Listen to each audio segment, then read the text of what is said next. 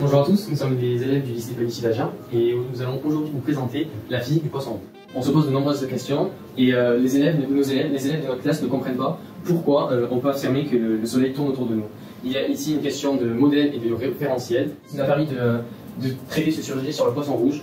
Nous allons essayer de comprendre comment les expériences de mécanique dépendent du référentiel d'étude, comment la perception de musique dépend du milieu de résonance où l'on se trouve, comment l'évolution de la température d'un milieu dépend de la matière qui le constitue. Nous voulons mettre en évidence que plusieurs points de vue peuvent coexister sans exclure l'un de l'autre. Plusieurs descriptions des phénomènes physiques sont possibles sans se contredire, le tout étant de comprendre les limites de chaque modèle utilisé pour chaque expérience. Imaginons que Tom, dans son bocal, travaille avec son ami Tim, vivant à l'extérieur du bocal. Pour certaines fréquences, eh bien, le niveau sonore perçu dans le bocal est plus grand que le niveau sonore perçu à l'extérieur du bocal, et ceci grâce au phénomène de diffraction à l'ouverture du bocal, de réflexion sur les murs de la salle, mais surtout grâce au phénomène de résonance qui fait qu'à une certaine fréquence, en l'occurrence la fréquence de résonance du bocal, ce dernier se met à vibrer, le son est amplifié, et du coup le niveau d'intensité sonore perçu à l'intérieur par Tom est beaucoup plus grand. Je vais maintenant chanter dans le bocal pour montrer une de ces fréquences de résonance.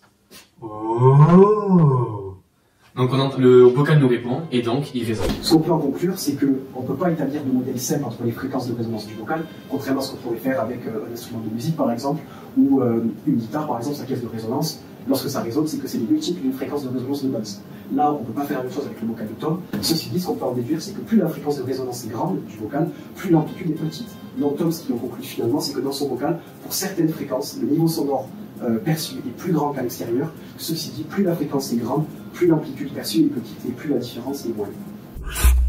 Donc nous nous interrogeons maintenant à comment Tom voit-il à l'intérieur de son bocal. Donc nous allons procéder à plusieurs expériences et la première expérience va nous permettre de mettre en évidence le comportement du bocal comme lentille.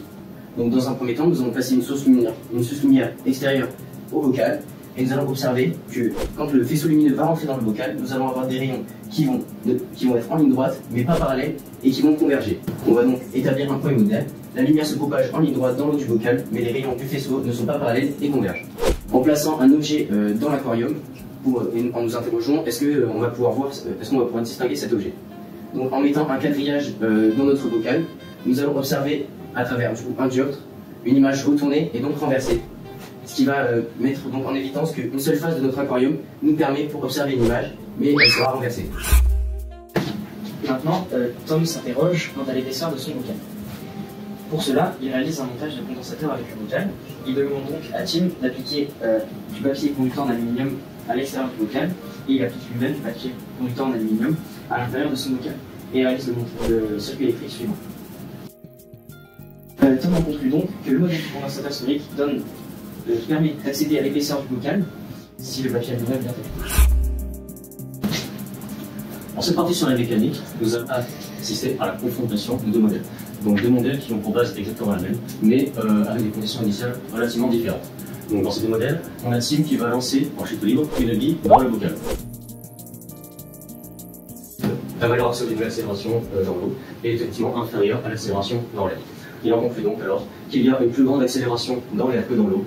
Tom vit alors dans un monde où la chute des objets est ralentie et donc son rapport au temps est dans une certaine mesure légèrement différent. Nous allons maintenant nous intéresser à l'interaction entre la lumière et le bocal pour savoir si cette lumière est filtrée par le bocal. On s'intéresse à la perception de la lumière du point de vue de Tom à l'intérieur de son bocal. Pour cela, on étudie le spectre de la lumière que Tom voit venant du soleil à l'aide d'un spectrophotomètre à fibre optique. Nous constatons que les lumières que nous avons étudiées dans un aquarium plein d'eau ne diffèrent par rapport à la lumière visible dans l'air que par l'intensité de lumière reçue. En effet, toutes les longueurs d'onde visibles traversent le verre. Ainsi, on conclut que toutes les couleurs des objets seront visibles à l'intérieur de l'aquarium plein d'eau et à l'extérieur. Ainsi, Tom peut étudier le soleil depuis son bocal. Nous allons nous intéresser à la partie réchauffement. Donc pour ce faire, on a mené une expérience dans laquelle on a isolé un aquarium rempli d'eau avec 2 thermomètres, une caméra thermique ainsi qu'un chauffe-ballon. Nous avons relevé tout au long de l'expérience les mesures de température des 2 thermomètres, donc à l'intérieur et à l'extérieur de l'aquarium. Et on sait que l'aquarium est transparent aux longueurs d'onde du domaine visible ainsi que les infrarouges proches. Il est donc opaque et bloque le rayonnement thermique. Tom en conclut donc que son bocal le protège des variations d'énergie, donc de température plutôt rapides. Nous avons avec Tom bâti des modèles en acoustique, en mécanique, en optique, en électricité et en thermodynamique. Ils nous ont permis de découvrir la difficulté de modéliser un résultat d'expérience depuis le fond d'un bocal sphérique. Ce projet nous a permis d'aborder beaucoup de points au programme, de spécialités et nous voudrions pouvoir le poursuivre.